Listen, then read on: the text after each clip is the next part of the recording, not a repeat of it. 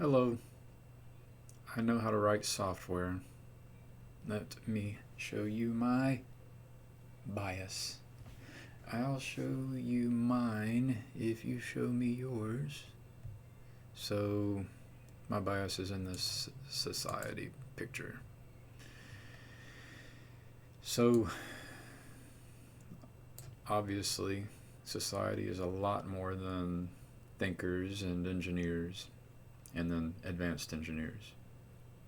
But, you know, I think I know something about advanced engineering. Um, and the reason I think that is important, that's what I want to get to. Like, what do software engineers do? And so I did a post. I said, I'm interested in embedding wisdom into our organizations through technology to improve our metagame. Vervaeke and Vanderklay. And then I got followed. And then I went to her pinned tweet and she had a conversation with Vervaeke.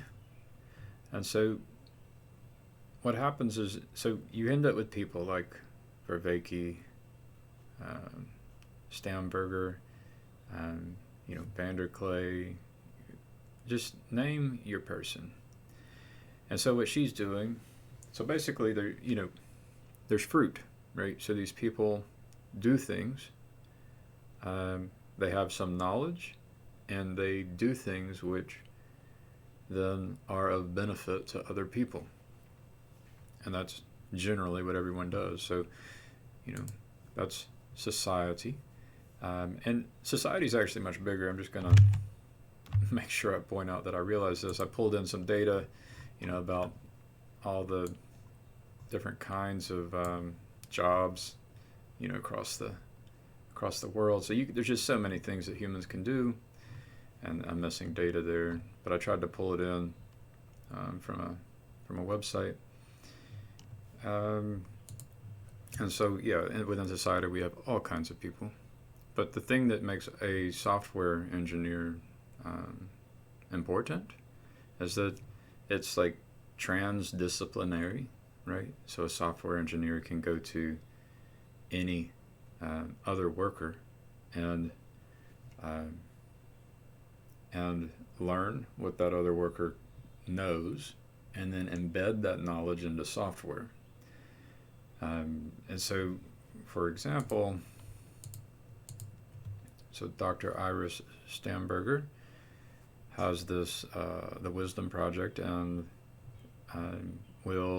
has programs which will help people. There's a benefit to the program, right? And so that's what everybody does different things, and this is a person who has knowledge and a program now.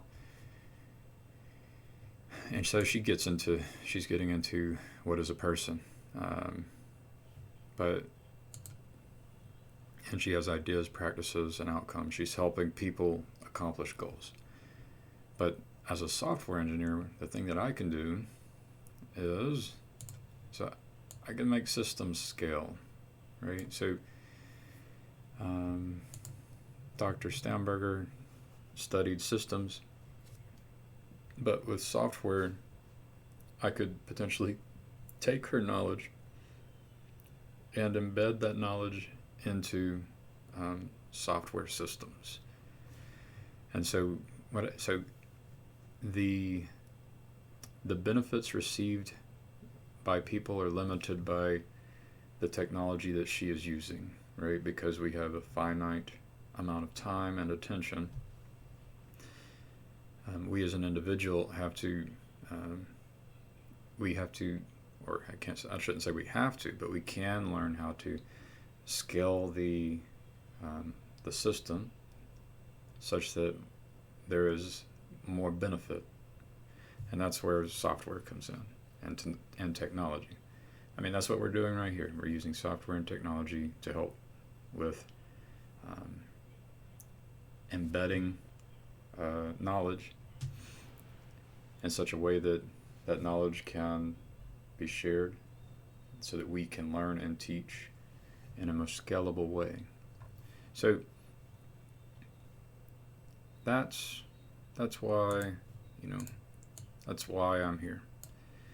I'm here to find people who have success, providing, teaching and providing service, and then as those people bump up against scaling problems, I would like to help create software to handle those scaling problems. That's what I'm interested in.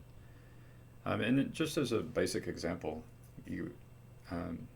for every kind of job,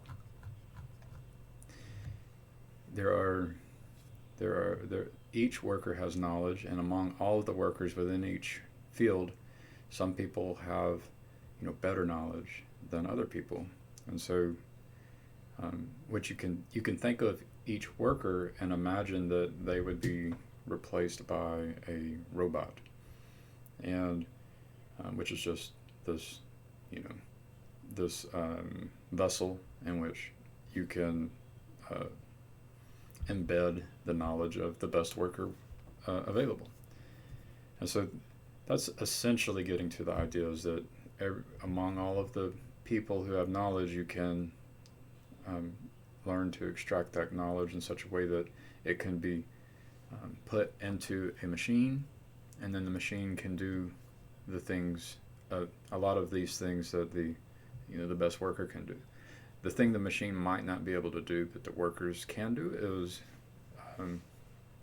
innovate in order to, basically go through that process of teaching your machine new tricks to be more productive at accomplishing the goal of whatever you do, right? So software can be the foundation underneath everything that humans do, such that those with the best knowledge can teach in such a way that it's not that you have to go through and have other humans learn. You actually can, in a lot of these cases, you can embed that knowledge into a software platform, a software system, such that it can scale, and ideally scale to the world. So that's really,